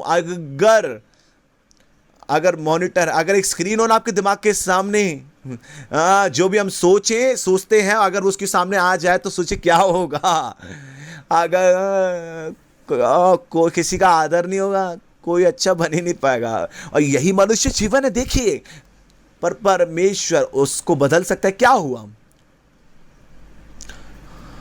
और मसीह जीवन, और कैसे हम नया जन्म पा सकते हैं, और हम उसको नया जन्म कहते हैं। जो यीशु ने कहा, जब तक तुम आत्मा से नहीं जन्मे तो तुम परमेश्वर के राज्य में नहीं जा सकते। यूहन्ना 3 में, और 3 का 3 से 6 तक पढ़ सकते हैं। यीशु ने निकोदेमुस से कहा। अब मैं आपको बताऊंगा, जब यीशु हमारे जीवन में आए तो, और मैं कई सत्य हैं पर आत्मा, प्राण और देह के साथ मैं आपको जोड़ रहा हूं कि आप समझ पाएं, और हमारी उद्धार की सामर्थ को, और हम समझ पाएंगे कि कैसे परमेश्वर ने हमारे जीवन को परिवर्तित किया है, और हमारी जिम्मेदारियां भी क्या हैं, और कि हम अपने जीवन को कैसे परिवर्तित करें। जब इन बातों को हम समझ जाएंगे तो हम एक अलग स्तर में जीवन को जिएंगे। और देखो, उद्धार से पहले हम अपने मन, भावना और इच्छा और शरीर के द्वारा चलते थे। पर एक दिन आपने यीशु के विषय में सुना, और परमेश्वर के वचन को आपने सुना, आपने सुसमाचार को सुना, और बाइबल बताती है, और देखिए सुसमाचार उद्धार की वो सामर्थ्य है। और पौलुस कहता है, और परमेश्वर लोगों को बचाना चाहता है। और देखिए बहुत साल यीशु आपके लिए मरा, और उसका लहू आपको शुद्ध करेगा सारे पापों से। जब आप यीशु को ग्रहण कर लेते तो वो आपके हृदय में आएगा, आपका जीवन बदल जाएगा। और हमने एक साधारण से सुसमाचार को पढ़ा और आप समझ गए, और एक दिन हमने निर्णय ले लिया, हाँ प्रभु यीशु मेरे जीवन में आप आ जाइए, मेरे पापों को आप क्षमा कर दीजिए, मुझे शुद्ध कर दीजिए मेरे सारे पापों से। और हमने एक साधारण सी ये प्रार्थना की होगी, हाँ या ना? मैंने भी ऐसी प्रार्थना की, आपने भी एक दिन ऐसे की होगी जरूर। और ये वो साधारण रूप से हमने कह दिया, पर क्या हुआ? हमने साधारण रूप से तो कहा, पर आत्मिक रूप में एक बड़ा चमत्कार हुआ। और विश्वास करना हृदय में, मुंह से अंगीकार करना, और परमेश्वर का वचन, और कुछ हुआ आप और की आत्मा में, मेरी आत्मा में। और यही एक नई सृष्टि या नया जन्म और यह नया जन्म पाना कहते हैं। अदन वाटिका में क्या था, आदम ने सुना शैतान की आवाज को और वो फिर से जन्म उसने पाया शैतान के राज्य में। शैतान का स्वभाव, शैतान की सारी बातें, शैतान की बात, और वो शैतान के राज्य में जाग ठहरी। पर जिस दिन आपने सुसमाचार को सुना, और सुसमाचार परमेश्वर की सामर्थ है और परमेश्वर का बीज आपके जीवन में आया, और जो कभी नाश ना होने वाला नाश, पहला पत्रस का 23 देखिए, और पहला पत्रस 1 का 23, जब आपने वचन को सुना, और मैं चाहता हूं आप इस वचन को निकाल ले, पहला पत्रस 1 का 23, और मैं आपको समय देता हूं, मैं चाहता हूं आप पढ़ें। और वहां लिखा है,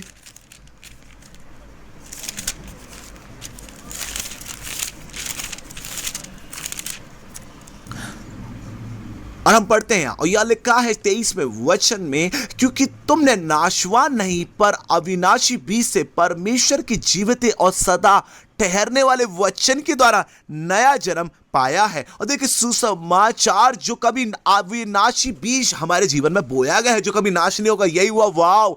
और वो बीज हमारे अंदर आया, और यीशु का लहू ने, और यीशु का लहू ने शुद्ध किया। यीशु का जीवन जिसमें, यीशु का लहू जिसमें जीवन है, वो हमारे अंदर आया। जब वो आया, और उससे पहले क्या था हम, और देखिए हमारी आत्मा मरी हुई आत्मा थी, मरी हुई। इफिसियों 2 और इसका 1 कहता है, और हम अपने पापों में मरे थे, हम मरे थे। और देखिए, क्योंकि हम तो अपराध और पापों के कारण मरे थे, परमेश्वर से दूर थे, और हम और परमेश्वर हमारे तो कोई जुड़ाव भी नहीं था पहले, और हम तो स्वर्ग से कोई कनेक्शन ही नहीं था, जुड़ाव नहीं था, निराश लोग, और हम निराशा में थे, और हम अपनी कर्मों के द्वारा चले जा रहे थे, और शरीर की अभिलाषाओं के द्वारा चले जा रहे थे। हम पाप के अधिकार में थे और दुष्टात्माओं के अधिकार में थे, हो सकता है। और किसी प्रकार के आपके खुद के नियम थे, सिद्धांत थे, उससे आपको कभी परमेश्वर का पुत्र नहीं बनाया। आपके भाई, मैं तो अच्छा जीवन जीता हूं, मैं कोई पाप नहीं करता हूं, मैं तो ठीक हूं। और मेरे प्रियो, आपके कर्म आपको परमेश्वर की संतान नहीं बनाएंगे, और आपको निर्णय लेना है। और किसी आप सिद्धांत के पीछे, नियम के पीछे, व्यवस्था के पीछे चलेंगे, वो आपको बचाएगा नहीं, पर परमेश्वर का वचन आपको बचाएगा। और ये बीज आपकी आत्मा में आना जरूरी है। और इसलिए कुछ लोग यीशु को ग्रहण नहीं कर पाते। वो कहते हैं, अरे नहीं, अरे मेरे तो खुद के सिद्धांत है, मैं तो परमेश्वर की संतान से ज्यादा अच्छा जीवन जी रहा हूं। और कई लोग जो नया जन्म पाते हैं, नया जीवन पाए हैं, वो और बेकार जीवन जीते हैं उन लोगों से जो संसार में अपने नियमों से जीते हैं। और देखिए, आप परमेश्वर की संतान नहीं सकते। वो कभी अविनाशी बीज और बहुत सामर्थ्य वचन है ये, और हम नया जन्म पाए हैं। और देखिए, अविनाशी बीज से नहीं, पर कभी नाश ना होने वाले बीज से। और देखिए, वो बीज जो कभी भ्रष्ट नहीं हो सकता, और वो बीज आपके जीवन में आया। और वो बीज क्या था? और वो बीज जो आपको परमेश्वर का वचन आपके अंदर आया, और अब आपके अंदर परमेश्वर का स्वभाव है, और अब आप नया जन्म पाए हैं। और ये बहुत सुंदर इफिसियों 2 में, और इफिसियों 2, और आप समझेंगे, और इफिसियों 1 का 2 और 3 तक पढ़ेंगे। और देखिए, यहां लिखा है, और उसने तुम्हें भी जिलाया, सभी पढ़ें, और उसने तुम्हें भी जिलाया जो अपने अपराधों और पापों के कारण मरे हुए थे। और अगला वचन कहता है, और मैं चाहता हूं कि आप मेरे साथ पढ़ें, क्योंकि मैं आपको सिखा रहा हूं, शिक्षा दे रहा हूं। और कई बार क्या होता है कि जब हम शिक्षा में जाते हैं तो कुछ लोग कहते, शिक्षा, अरे मेरे प्रियो, शिक्षा बहुत जरूरी है, यही हमारी आत्मा को ज्योति में लाती है, और ये आपके मन को ज्योति में लेके आएगी शिक्षा। और फिर आपके अंदर एक सदा का विजय का जीवन बनेगा। और ये नहीं कि कोई आपके लिए प्रार्थना कर दे, भाई मेरे लिए प्रार्थना कर लो कि मैं विजय में जीऊं। नहीं, मेरे पे प्रार्थना काफी नहीं। जब आप सत्य को जानोगे तो सत्य आपको आजाद करेगा। आइए दूसरे वचन को पढ़ें, जिसमें तुम पहले इस संसार की रीति पर और आकाश के अधिकार के हाकिम अर्थात उस आत्मा के अनुसार चलते थे, जो अब भी आज्ञा न मानने वालों में कार्य करता है। और देखिए, सुनिए, और पहले कैसे चलते थे हम कैसे जीवन जीते थे? और इस संसार के राजकुमार के अनुसार चलते थे। आप जाने ना या मने, और आपका नया जन्म पाने से पहले आप दुष्ट आत्माओं के द्वारा चलते थे। अगला वचन, इनमें हम भी सब के सब पहले अपने शरीर की लालसाओं में दिन बिताते थे, और जो भी अभिलाषा थी, और अगला, और शरीर और मन की इच्छाएं पूरी करते थे। और अन्य लोगों के समान स्वभाव ही से क्रोध की संतान थे। और मेरा शरीर और मेरी इच्छा करूंगा, शरीर की इच्छा लालसाओं को पूरी करना। और देखिए हम स्वभाव से ही, हमारे अंदर शैतान का स्वभाव था, हम दूसरे लोगों के समान जीते थे। पर एक दिन, और वो वचन कहता है, परंतु परमेश्वर जो दया का धनी है, उसने हमें बड़े प्रेम के कारण उसने हमें अपराधों के कारण जो हमारे मसीह के साथ हमें जिलाया, और उसने हमें जीवित कर दिया जो अपने पापों के कारण मरे हुए थे। और आपको और मुझे कैसे उसने जीवित किया, और हम कैसे जीवित, हमारी आत्मा जी उठी और यीशु के लहू के द्वारा, और वो कभी नाश ना होने वाला बीज हमारे अंदर बो दिया गया, और इसलिए हमारी आत्मा नया उद्धार पाई। और आप समझ गए हैं। और मसीह जीवन जो है, और जिस दिन आपका नया जन्म हुआ, और देखिए उस दिन सब कुछ आपके जीवन में बदल गया, सब कुछ बदल गया। और यही दूसरा कुरिन्थियों और उसका 5वां अध्याय और उसका 17वां वचन कहता है। इस वचन को याद कर लीजिए, दूसरा कुरिन्थियों 5:17। जब आप यहाँ पवित्र आत्मा की पाठशाला में आएंगे तो बहुत वचन बहुत महत्वपूर्ण है, और वो है वचन, उनमें से एक वचन है दूसरा कुरिन्थियों 5:17। इसलिए यदि कोई मसीह में, वह नई सृष्टि है, पुरानी बातें बीत गई हैं, और देखो सब बातें नई हो गई है। और देखिए क्या हुआ, जब मसीह आया, आपकी आत्मा वो एक नई सृष्टि बन गई, पूरी नहीं, पूरा नया। आप नया जन्म पाया, आपने परमेश्वर का वचन बताया, मैं तुम्हारी आत्मा को झिलाया। और क्या हुआ इन दिनों में, और ये हमारे जीवन में ये भाग था ही नहीं, इसकी कमी थी, और हम शारीरिक अनुसार चलते थे। पर अचानक से क्या हुआ, और आत्मा हमारे अंदर बलवंत रूप से खड़ी हो गई। और यही तो दिक्कत है, अगर आप परिवार में अपने बचाए गए हैं और आप अलग अलग जीवन दे सकते, और दूसरे लोग आपका मजाक उड़ाए, क्या बाइबल प्रार्थना करते रहते हो। कुछ लोग ऐसे भी, और देखिए वो साधारण लोग हैं। पहला कुरिन्थियों 2 का साधारण लोग जो होते हैं, और वो आत्मिक बातों को नहीं समझते, क्योंकि आत्मिक बातें आत्मिक लोगों के द्वारा जानी जाती। आप नए जन्मे हैं, इसलिए आत्मा जीवित है। और जो भी कुछ आपकी आत्मा में किया गया है, आप क्यों स्कूल में आए, क्योंकि आपने सुना कि वचन आत्मा के द्वारा आता है, और उसके आप उसको आपने अच्छा लगा, आपके आकर्षित हुए और आप आए। आप क्यों कलीसिया जाते हैं, आप क्यों प्रार्थना करते हैं, क्योंकि आपकी आत्मा जीवित है, और अपने आप से अब आत्मा में चल रहे हैं। आपको जरूरत नहीं कि कोई आपको आत्मा में चले। आप कलीसिया क्यों जाते हैं, आप क्यों कलीसिया जाना पसंद करते हैं, क्योंकि आप आत्मा में जीवन को व्यतीत कर रहे हैं, और आत्मा में कार्य करना शुरू कर दिया। जब आप आराधना करते हैं, और आप गीतों को क्यों गाना चाहते हैं, क्योंकि आप आत्मा में गा रहे हैं। और यूहन्ना और 4:23 और 24 कहता है, और वो समय आ गया है कि लोग आत्मा और सच्चाई में आराधना करें।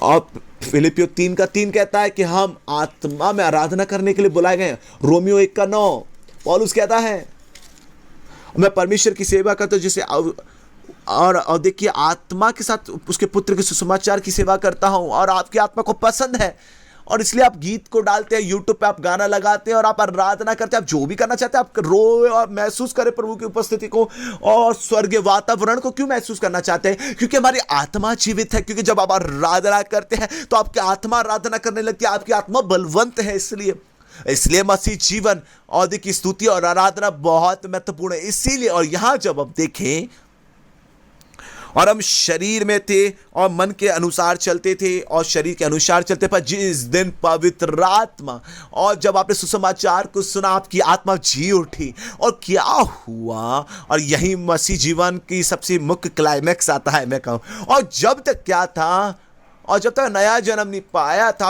अविश्वासी थे, तो आप अब मन के अनुसार चलते, और आप शरीर और प्राण के अनुसार।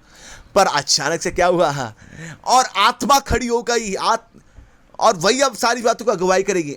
अब आत्मा जो है वो राजा है, और प्राण यानी मन, भावना और इच्छा जो है, और आपका शरीर और उसकी आज्ञा की अधीनता में उसे रहना पड़ेगा। और शुरुआत के मसीह जीवन में, और देखिए जिस दिन आपका नया जन्म हुआ, ये, और आप बाइबल पढ़ना चाहते थे हर समय, और आप कलीसिया जाना चाहते थे, आप आराधना करना चाहते थे, सेवकाई करना चाहते थे, सारे शरीर के गलत कामों से आप पसंद नहीं थे, और मुझे नहीं पता आप सेवा भी करना चाहते थे, और सारी संसार की बातें आपके लिए किसी काम की नहीं थी। आप एकदम अलग स्तर में जीवन जीते थे, और सब कहते थे भाई क्या हो गया है यार, भाई आप तो अलग ही जीवन जीते हो हर समय, पता नहीं आपको क्या हो गया, आप यीशु के लिए इतना जुनून प्रेम कैसे आपके अंदर हर समय। आप पहले व्यक्ति होंगे, आप कलीसिया में सबसे टाइम पर पहुंचते हैं। अरे कोई भी आत्मिक मीटिंग, कहीं भी आपको पता चल जाए मीटिंग है, आपको समझ में आए या ना आए, आप वचन को सुनते हैं, और यही एक अलग जीवन है। क्यों आपको पता है? क्योंकि आप आत्मा की अगुवाई से चल रहे हैं, और आपका शरीर और आपका प्राण अधीनता में रहता है। समस्या क्या है? और आप क्या, हाँ भाई, हाँ मैं समझ रहा हूं, आप सही कह रहे हैं, और एक समय था मेरे साथ ऐसा हुआ था, पर अब क्या हुआ? अब ये समस्या मैं आपको बताता हूं। अब देखिए, मसीह जीवन की समस्या कहां आती है? और हमारी आत्मा, ठीक है, हमारी आत्मा जो है परमेश्वर ने उसको परिवर्तित किया है, और देखिए जो परिवर्तन हुआ हमारी आत्मा में, और उसमें आपका और मेरा कोई काम नहीं है, और वो परमेश्वर का काम है। और आपकी आत्मा एक नई सृष्टि है, और वही यीशु रहता है। जब आपकी आत्मा नई सृष्टि बनी तो बाइबल बताती है इफिसियों 3 में, और मसीह तुम्हारे अंदर विश्वास के द्वारा जीता है। कुलुस्सियों 1:27, मसीह जो तुम्हारे अंदर है, मसीह जो महिमा की आशा है तुम में रहता है। 1 कुरिन्थियों 3:16, आप पवित्र आत्मा के मंदिर बन गए और मसीह आपके अंदर आ गया। बहुत सुंदर, अद्भुत बात है ये तो। और फिर भी क्यों? पर भाई सब कुछ अच्छा चलता, बाइबल भी पढ़ते थे और सब सही चलता था, समस्या नहीं रहती थी और कोई दिक्कत नहीं आती थी। पर भाई अचानक से क्या हो गया कि मेरे जीवन में सब कुछ ऐसा होने लगा, और अब मेरी नौकरी चली गई, अब मेरा जीवन पूरा बिना आनंद का है, ऊपर नीचे हार का जीवन है। और मैं आपको बताना चाहता हूँ ये कहानी, मैं अपनी कहानी और आपकी कहानी दोनों, और कुछ समय के लिए 2-3 महीने के लिए, 1 साल के लिए हम जाते बाइबल पढ़ते हैं, लगातार मसीह विश्वास में बढ़ते जब हम नए होते हैं, और हम हमेशा आत्मा में चलना है। तो आपको आत्मा को खिलाना पड़ेगा, आपकी आत्मा को वचन चाहिए, परमेश्वर के साथ संगति चाहिए, और संतों के साथ उसे संगति चाहिए, आत्मा में प्रार्थना करना चाहिए, प्रभु की आराधना करना चाहिए। और जब तक आप ये करते रहेंगे तो आपकी आत्मा बलवंत होती जाएगी, और आपका प्राण और जो आपका जो प्राण और जो आपकी भावना इच्छा जो है, और भावना इच्छा मन जो है वो पवित्र अधीनता में रहेगा। और नहीं, मुझे ये नहीं करना। आपका मन कहेगा नहीं, अरे मैं ये कर लेता हूँ, तो आपकी पवित्र आत्मा कहेगा नहीं, मन नहीं, आप आत्मा कहेगी नहीं, ये मत करो, ये गलत है।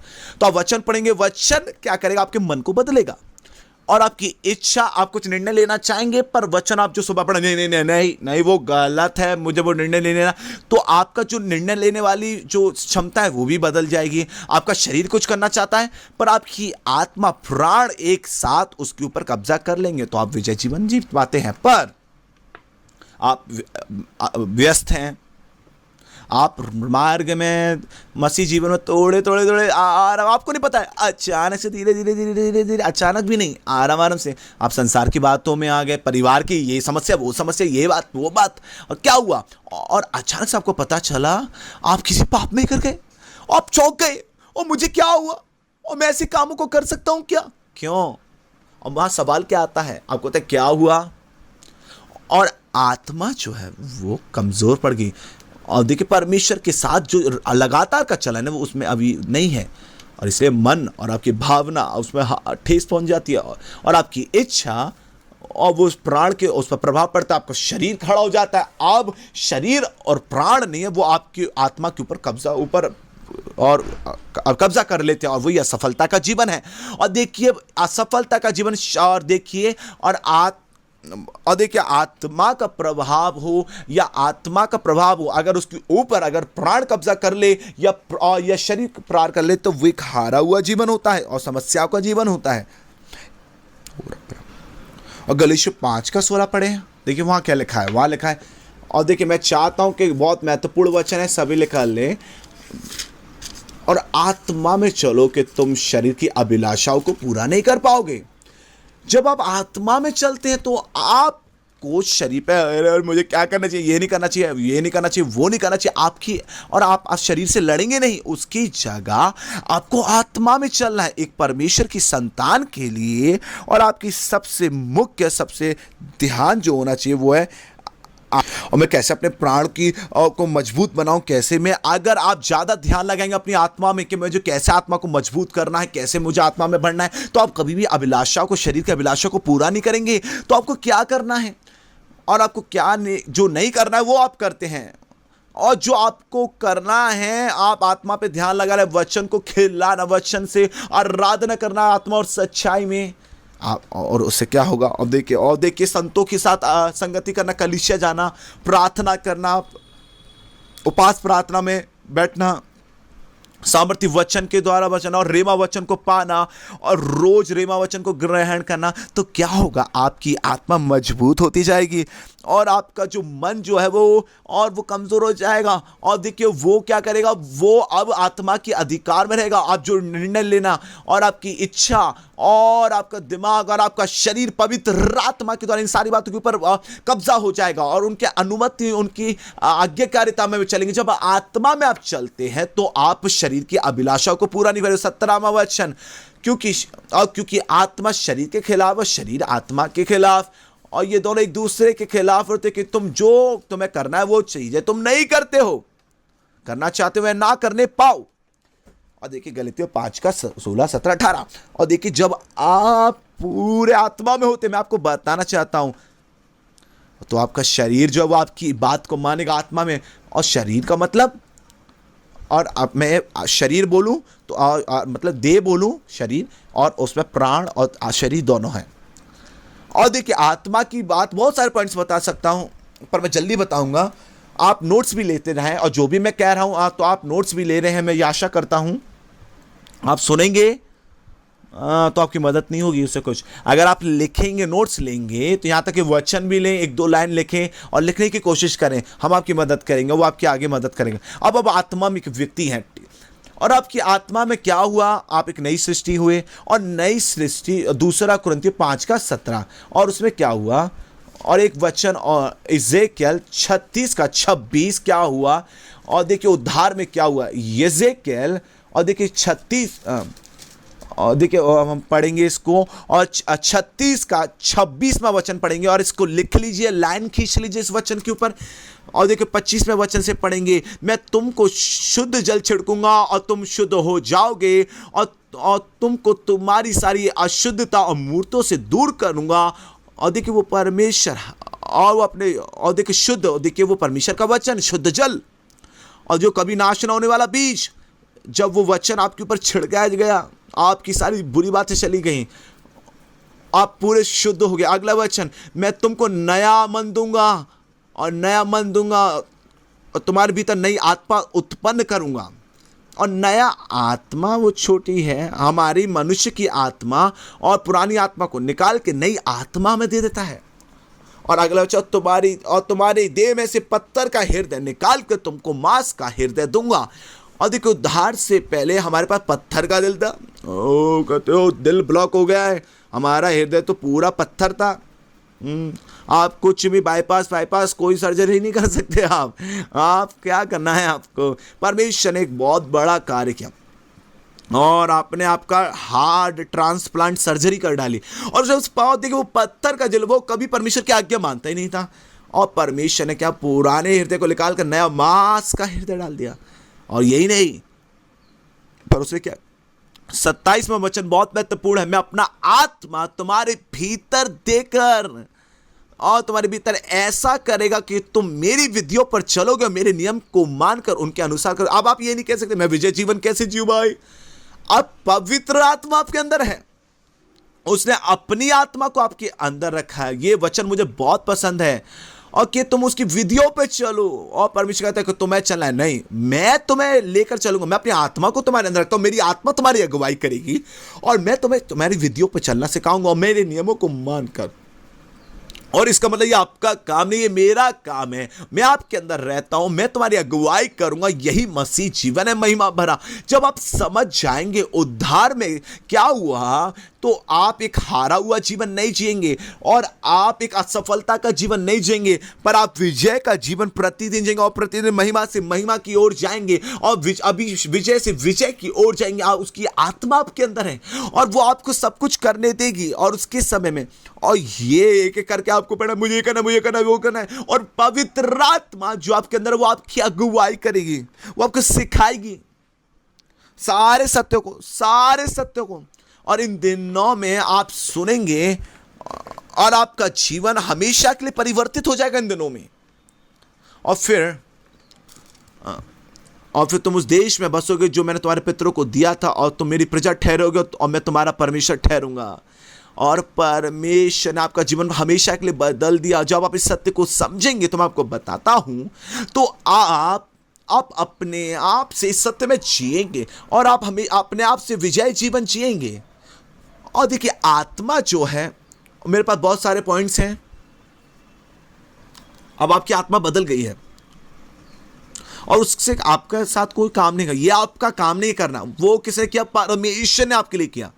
और एक बात और मैं बताना चाहता हूं, आपकी आत्मा 100% शुद्ध है परमेश्वर के जैसे। जब आप इस सत्य को जानते हैं, जब इस और दिन प्रतिदिन इस पे मनन करते, तो जो भी आपकी आत्मा में, वो आपके लिए हो जाता है। और फिर आपकी आत्मा में क्या हुआ? आपकी आत्मा धर्मी आत्मा बन गई। इफिसियों 4:24 पढ़ें, इफिसियों 4:24। आपकी आत्मा जो अपवित्र नहीं है, वो सब निकाल दिया गया। अब परमेश्वर ने एक नई आत्मा क्या आपके अंदर रखा, डाला। उस दिन अन्ना ने भी आपको बताया था। और आप एक परिवर्तित होकर और ही मनुष्य हो जाओगे। आपकी आत्मा नई आत्मा है। और जिस दिन आपकी आत्मा 100% परमेश्वर के समान बनेगी, धर्मी, और इफिसियों 4:24 कहता है कि तुम नए मनुष्यत्व को पहन लो और उसके अनुसार सत्य की धार्मिकता पवित्रता में सिरजे गए हो। कुछ भी, किसी भी और कोई भी आपकी आत्मा में भ्रष्टता नहीं है। और इफिसियों 4:24 भी यही कहता है। फिर मैंने आपको बताया, नया जन्म, पहला पत्रस 1:23, और आप कभी नाश ना होने वाले उस बीज से आप परमेश्वर के द्वारा जन्मे हैं। और आपकी आत्मा के पास एक अलौकिक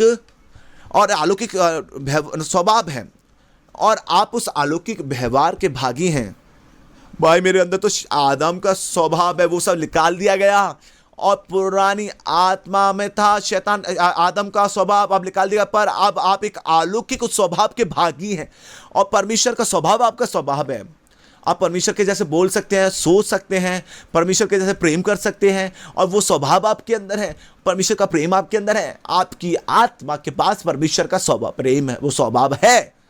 और एक पॉइंट और बताता हूं,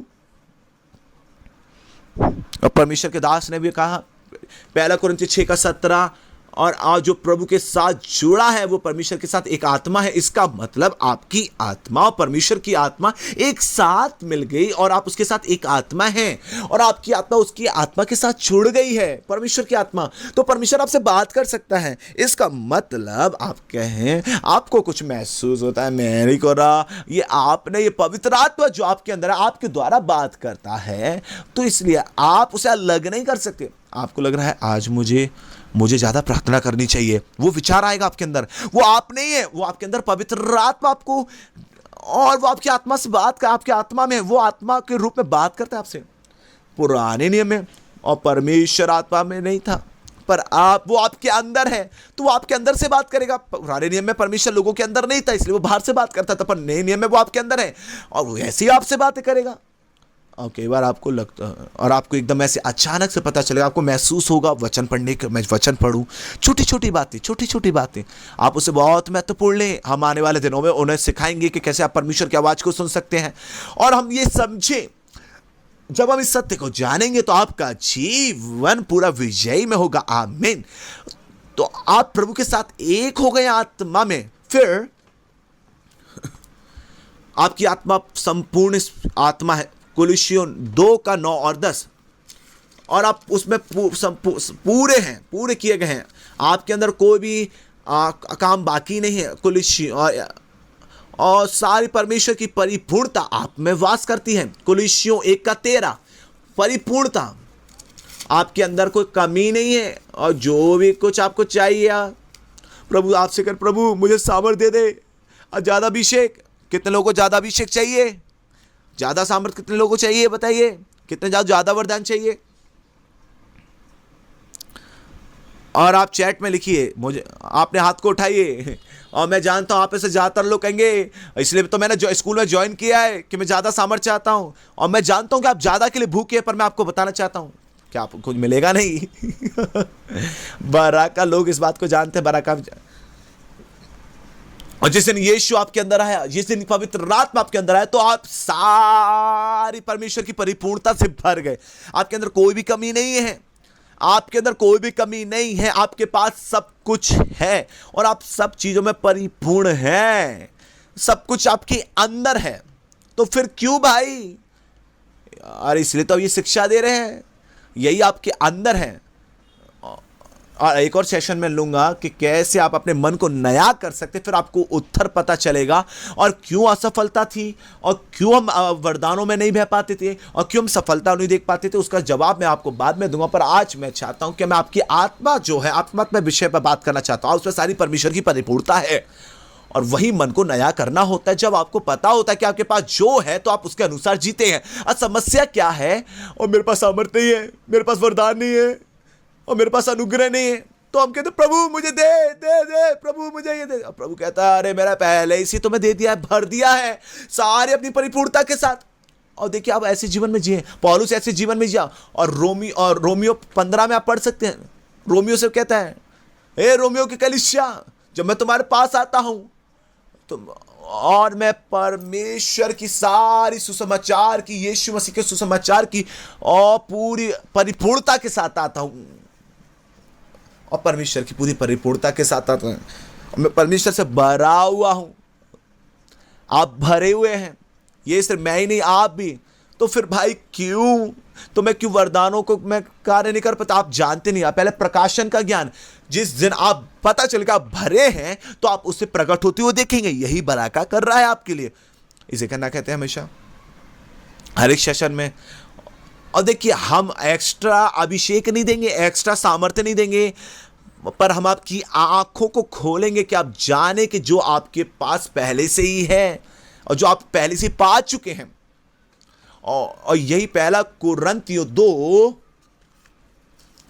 आपको ये वचन पता होगा, पहला कुरिन्थियों 2 और 11 और 12। हाँ, मैं चाहता हूं सभी खोलें और 9 से हम पढ़ेंगे। और मैं चाहता हूं कि आप बाइबल लेकर पढ़े हैं, क्योंकि ऐसा इसलिए भी लिखा था कि तुम्हें परख लूं कि तुम्हारे मनुष्य की और उन बातों को जो परमेश्वर ने अपने लोगों को लिए तैयार, जो उनसे प्रेम करते परमेश्वर ने तैयार किया है। पर हमारी आंखों ने देखा नहीं है, हमारे कानों ने सुना नहीं है, और हमने आत्मा में, हमारे हृदय में भी नहीं है। अगला वचन, पर परमेश्वर ने उन सबको अपनी आत्मा के द्वार हमें प्रकट किया, क्योंकि आत्मा मन को खोजती है हर एक बातों को, परमेश्वर की रहस्य की बातों को। और फिर क्या मनुष्य क्या जानता है? और सिर्फ परमेश्वर की आत्मा के अनुसार जो सारी बातों को जानता है, कि कोई नहीं जानता परमेश्वर की बातों को, सिर्फ परमेश्वर की आत्मा। 12वां वचन, परंतु हमने इस संसार की आत्मा नहीं, परंतु वह आत्मा पाया है जो परमेश्वर की ओर से है, कि हम उन बातों को जाने जो परमेश्वर ने हमें दी हैं। इस वचन पे आखिरी और लाइन खींच दें, और वहां लिखा है कि हम जाने, आप जाने, और उन बातों को जाने जो परमेश्वर ने हमें दिए, और आप जान लें। पहला कुरिन्थियों 2 का 9 से 13 तक। और आप उन बातों को जाने जो आपको दे दी गई है, परमेश्वर के द्वारा दे दी गई है। सब कुछ आपकी आत्मा में है, आपको कुछ एक्स्ट्रा नहीं चाहिए। और ये इसकी जरूरत है कि हम आपके पास आके आपके ऊपर हाथ रख के प्रार्थना करें। बस एक ही चीज आपको चाहिए, वो है प्रकाशन का ज्ञान। वो मेरे पास सारी परमेश्वर की परिपूर्णता है, फिर मैं खड़ा हो जाऊंगा। और जब दिन आप ऐसा कहेंगे, मेरे प्रिय, मैं बताना चाहता हूं, तो आपका जीवन एक विजय के मोड में चला जाएगा, एक विजय के स्तर में चला जाएगा। ये सारे दिन जो शैतान ने अब तक आपसे झूठ बोला है, अरे आप अच्छे नहीं हो, अरे तुम एक परमेश्वर के पात्र नहीं, तुम्हारे अंदर तो गलत गंदी स्त्री हो तुम, और आप, शैतान ने जो भी आपसे कहा, तो आप पापी नहीं हो, आप गलत नहीं हैं, और आप दुष्ट नहीं हैं, आप अपवित्र नहीं है। शैतान के झूठों को तोड़ डाले। और देखिए जो परमेश्वर, जवान लड़कों, जवान बहनों, मैं आपकी आत्मा से सीधे बात कर रहा हूं। और मैं आपसे सीधे बात कर रहा हूं, इन सारे दिनों में आप क्यों असफल हुए? क्योंकि आपने देखा नहीं जो परमेश्वर ने आपकी आत्मा में किया है। और आप खड़े हो जाए और अब छोड़ दे पीछे, और सारे गंदे कामों को एक तरफ छोड़ दे, और पुराने मनुष्य तब को उतार दे और नए मनुष्य तब को पहन ले।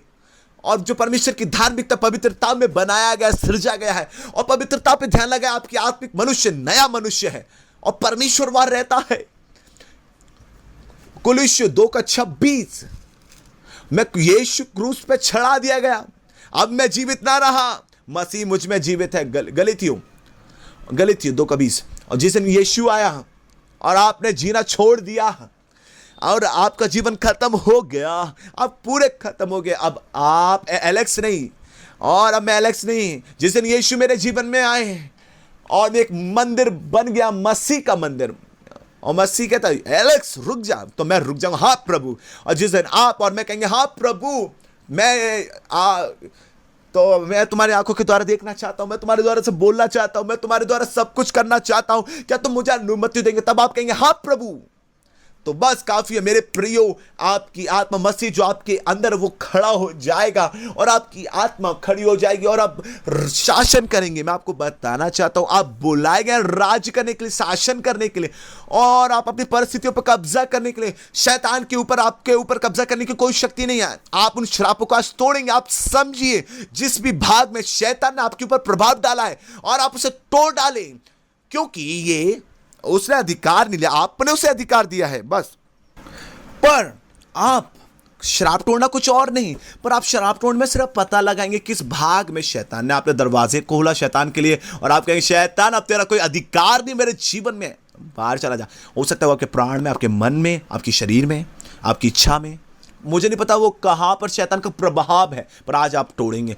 पर आप आत्मा में 100% नई सृष्टि हैं, पर प्राण में कहीं ना कहीं ऐसा भाग है, यहाँ शैतान की पकड़ है। इसलिए आज शाम को आप एक सामर्थ्य और उसके ऊपर एक सेशन आपको दिया जाएगा। और देखिए मैं आपको बताना क्या चाहता हूं आज, और मैं इस बात के साथ खत्म करना चाहूंगा, पवित्र आत्मा की सामर्थ, और आत्मा की सामर्थ जो है, और परमेश्वर का आत्मा, और जो आपके जीवन में आया प्रकट करने के लिए, जो आपके पास, जो पहले से आत्मा में आप पा चुके हैं। जब आप जानते हैं कि आपकी आत्मा के पास बहुत कुछ है, तो आप कहीं और नहीं देखेंगे, ओ मुझे पैसा देंगे या नहीं देंगे, या मुझे मौका देंगे या नहीं।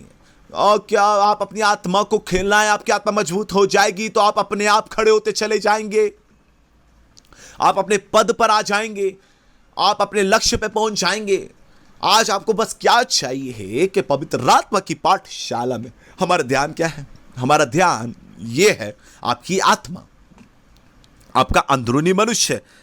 और देखिए हम, और अंत में हम ये कहेंगे, और अपने अंदरूनी मनुष्य को ध्यान बलवंत करे, अपने अंदरूनी मनुष्य पर ध्यान लगाए, अंदरूनी मनुष्य और उसको नया करे। पौलुस कहता है आपके अंदरूनी मनुष्य को, पतरस कहता है, और वो हृदय के अंदर गुप्त मनुष्य।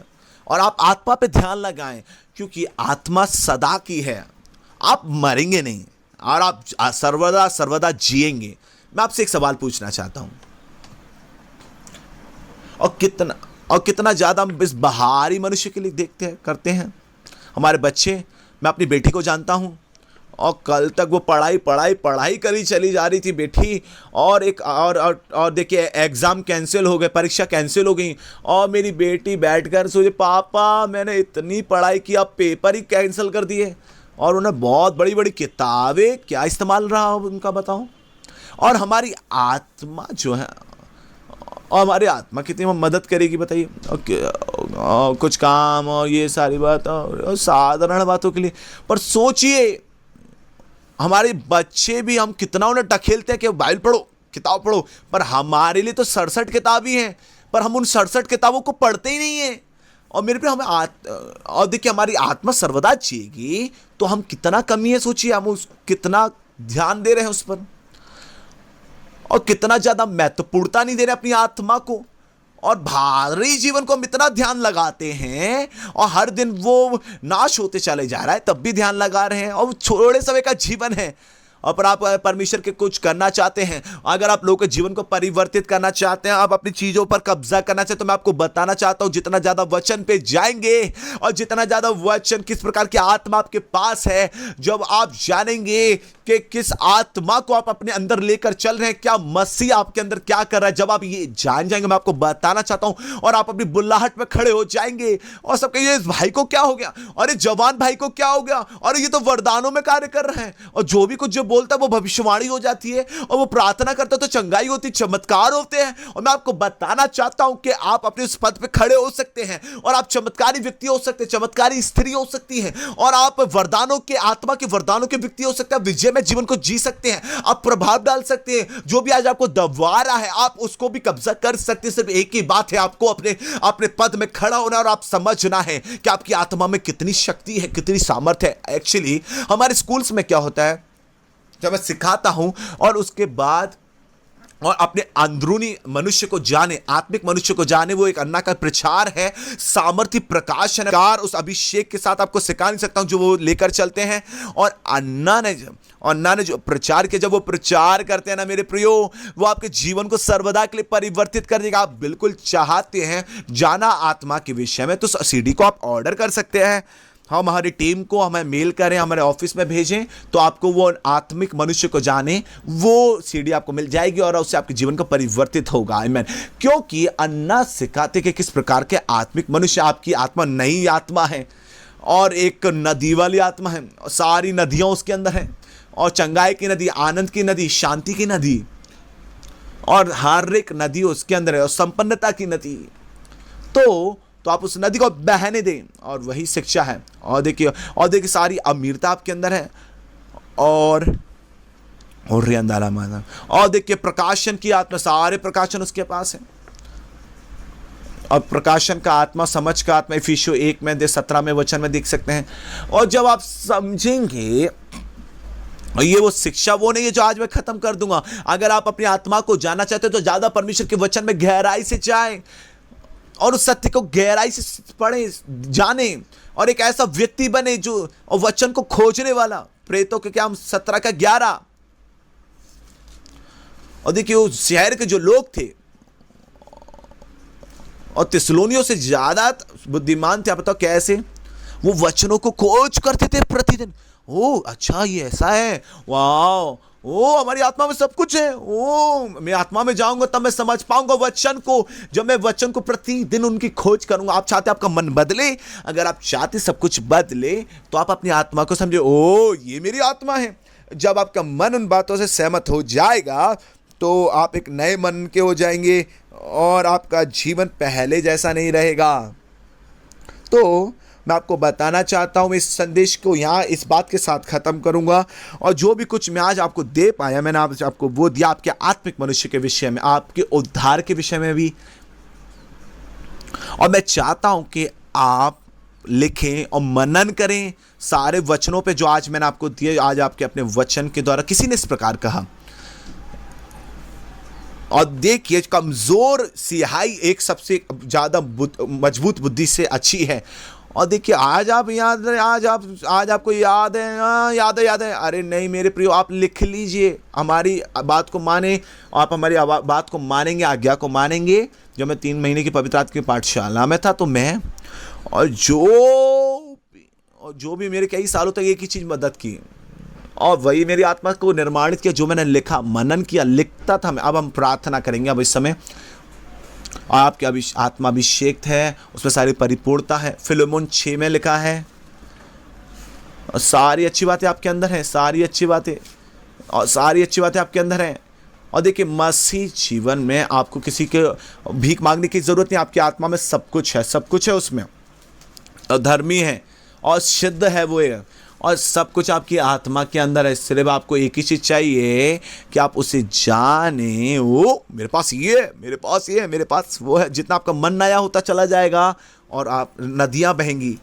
अगर आप जान जाएंगे चंगाई आपके अंदर है तो आप चंगाई आपके द्वारा होगी। जब आप जानेंगे आप छुड़ाने वाले तो छुटकारा होगा। जब आप जानेंगे और देखिए सारी नदियाँ मेरे अंदर है तो आपके अंदर से सामर्थ्य बहेगी। और ये सब है ज्ञान की बात है, और इसलिए शिक्षा महत्वपूर्ण है। और जब आप समझते हैं और ये वचन आपके लिए प्रकाशन बन जाएगा, तो मेरे प्रेम आपको बताना चाहिए, प्रचार बदल जाएगा, आपकी सेवकाई बदल जाएगी, आपका परिवार बदल जाएगा। कल मेरे पास अगली बार जब समय होगा तो मैं आपको, और कैसे आप अपने मन को कैसे आप नया कर सकते हैं उसके विषय पे मैं बात करूंगा, और प्राण और देह के विषय में बात में करूंगा। आइए हम प्रार्थना करेंगे, अपनी आंखें बंद कर ले।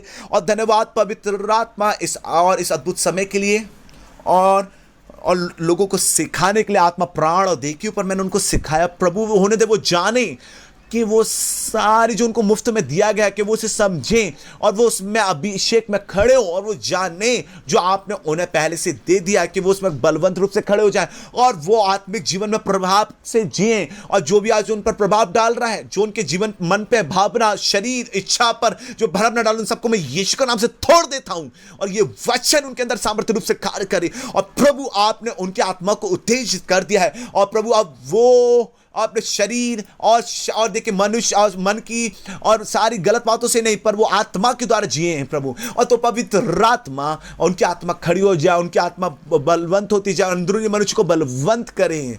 और मैं उनको आपके हाथों में समर्पित करता हूं, उनके पूरे दिन वो इस वचन पर मनन करे, हर एक वचन उनके अंदर सामर्थ्य रूप से कार्य करे। और प्रभु, और देखिए जो वचन जो मैंने कहा है वो जीवन और आत्मा है, और प्रभु वो वचन उनके अंदर कार्य करे। कहा प्रभु, और शाम के सत्र में पवित्र आत्मा आप नियंत्रण लीजिएगा, और जब आज वो श्राप तोड़ने की प्रार्थना के द्वारा जाते हैं प्रभु, समझे कि किस किस भाग में जिन्होंने शैतान के लिए दरवाजे खोले थे वो जान पाए, और एक विजय भरा जीवन अपने जीवन में देखें, और ये दिन और विजय का दिन हो, यीशु के नाम से आमीन आमीन। मैं आपको उत्साहित करना चाहूंगा आज,